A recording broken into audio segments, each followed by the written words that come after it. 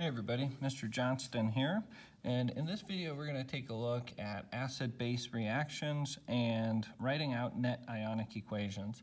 And these will be real helpful when we're doing titration calculations because titration calculations are always based on these reactions, these neutralization reactions. So let's take a look at a few examples together, and then the back of this page will have additional examples that you can work through for more practice. So the first one that we're gonna look at, and we'll follow these steps that are at the top of the page as we go through these. But the first one that we're gonna look at is an example where it's a strong acid and a strong base. Remember, there are 6 strong acids, and you have to memorize those 6. HCl is one of those strong acids. A strong base is simply where you have hydroxide, usually paired with an alkali metal, sometimes an alkaline earth metal. So when we have these reactions, we're going to end up with 2 products, a salt, and the salt is the cation from the base, paired with the anion from the acid. And so this time it actually happens to be sodium chloride, the literal salt that we think of. And that's soluble along with water. And water is in the liquid phase. So those are our 2 products. And by the way, pay attention to charges. Sodium is +1, chlorine's -1. And write out the formulas properly with those charges. So now we've got a balanced overall reaction. The next thing that we're going to do is we're going to break all reactants and product into ions. And so here we have to remember what things can actually dissociate and what things don't. So HCl being a strong acid, it completely ionizes, and we end up with hydrogen ions and chloride ions. And those are in solution, so I'm going to put the little AQ next to them. Same with sodium chloride. This is a strong base, so it completely ionizes to make sodium ions and hydroxide ions. On the product side, sodium chloride, this also completely ionizes. This is a soluble salt, and so the sodium is soluble, the chloride is soluble.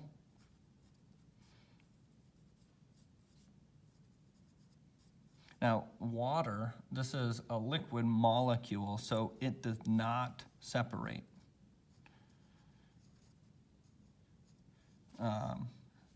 Pure liquid, solids, and gases do not separate. We can't break those up. Now, just like we've done before, this is like our complete equation.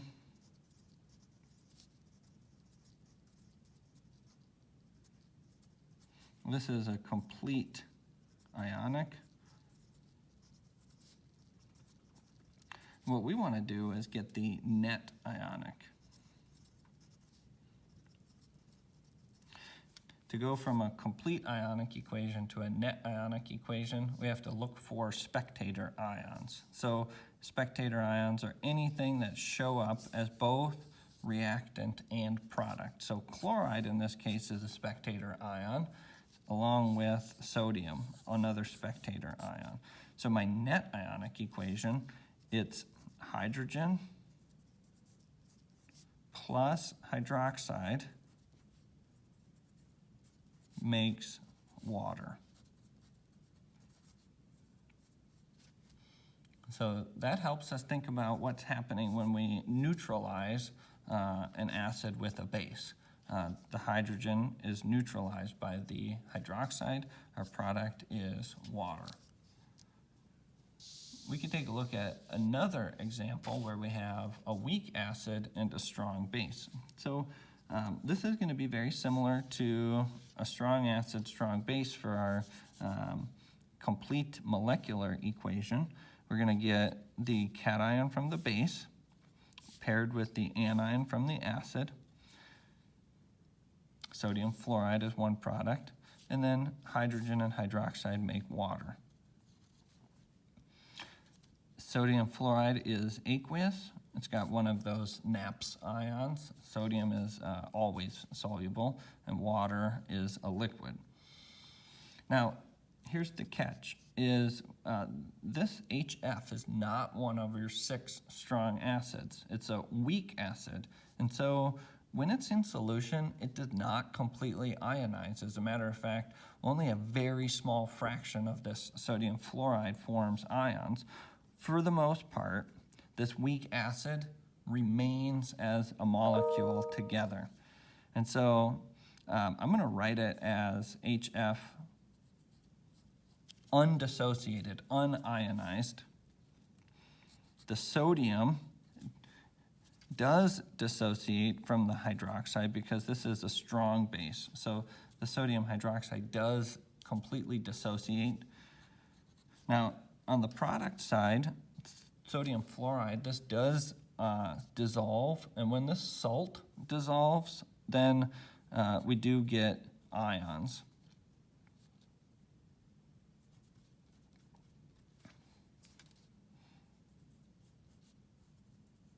And as we said, water is not going to dissociate. It's not going to dissolve. It's liquid. And so once again, we're looking for spectator ions. So now I got my complete molecular equation. And I've got my complete ionic equation. And I need my net ionic equation. So find those spectator ions. In this case, the only spectator ion I see is sodium. And so that spectator ion cancels out. And your net ionic equation is you have the weak acid HF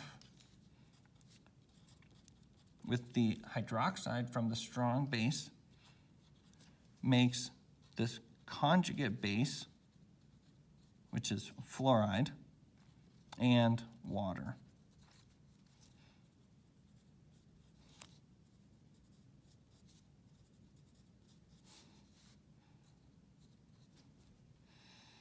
So again, we got our net ionic equation there. We'll take a look at one more. This one is a bit different. We have a weak base and a strong acid. So HCl is a strong acid. This NH3, that's ammonia, that is a weak base. And so think about what's going to happen when we put these two together. This ammonia, the weak base, is going to take the hydrogen from the acid. So we get this transfer of hydrogen from the acid to the weak base. And the result is chloride ion and this ammonium ion, NH4+.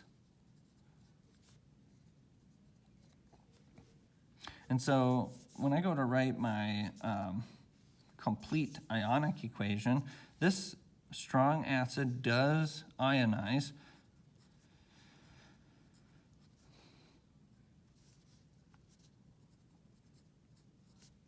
And again, that's sort of the definition of a strong acid, is that it completely ionizes.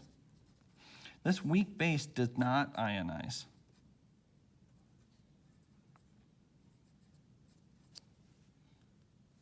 Our products, we got chloride ions, that's the conjugate base, and ammonium.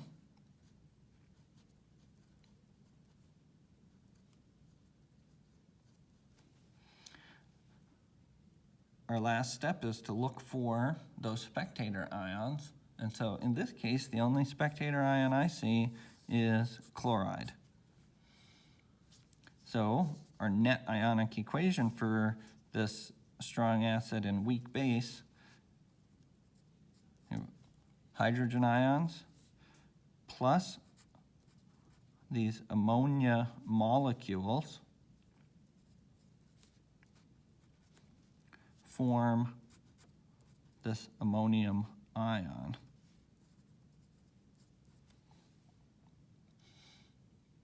So those are our 3 examples on the first page. Now we'll take a look at the second page.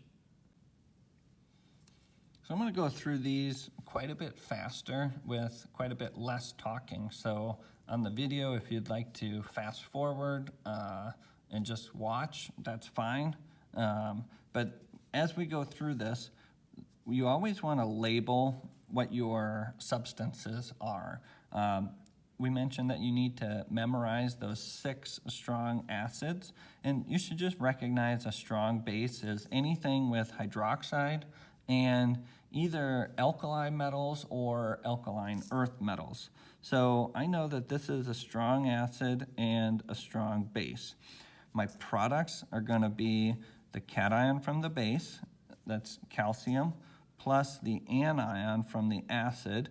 Pay attention to charges.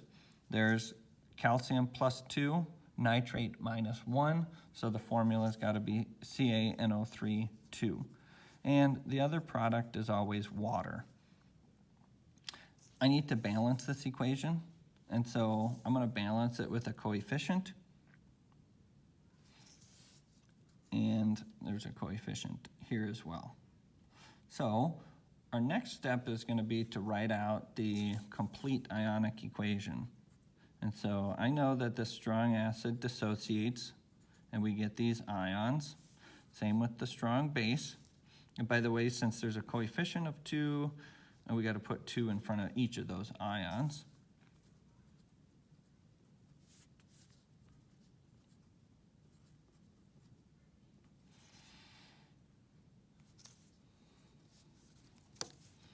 And then my products,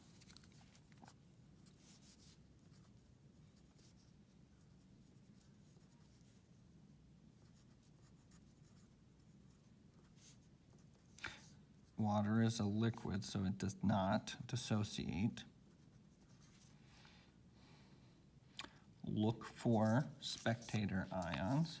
Spectator, spectator, spectators. We get 2 hydrogen plus 2 hydroxide makes 2 water. Right here, you can see each coefficient is a 2, so we can actually reduce and simplify on our net ionic equation, make each coefficient really as a 1.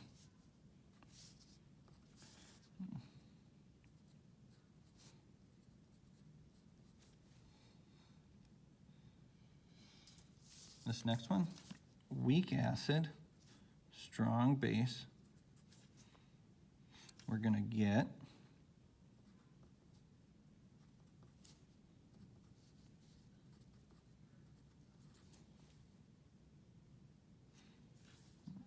I'm going to just skip right to the net ionic equation.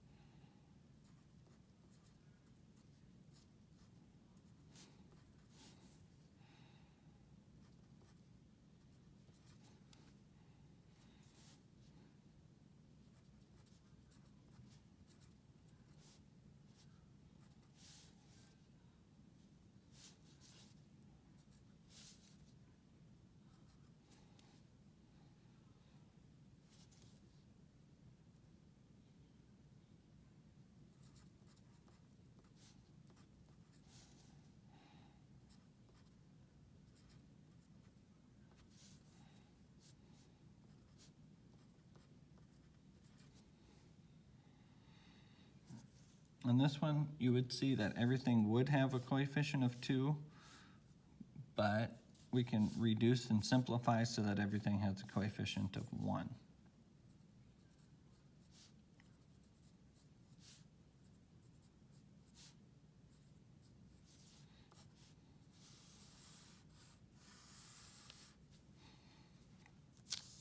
I'll do one more, and then you can do the rest on your own for practice.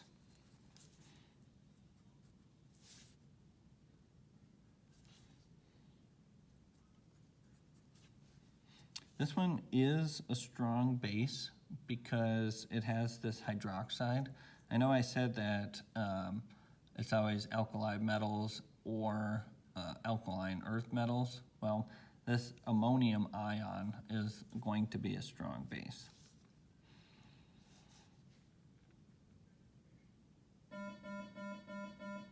Pardon the interruption. At this time, first semester biology students whose last name begins with the letters M as in Mary through S, please report to the Learning Commons for the Science NCA test. Again, that is first semester biology students whose last names begin through M as in Mary through S. Report to the Learning Commons. Thank you.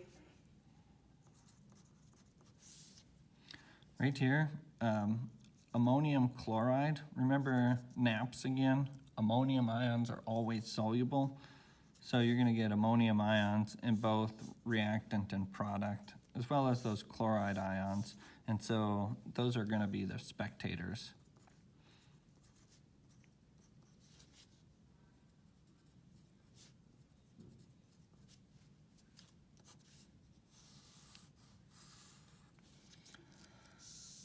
Go ahead and work through the remaining ones on your own.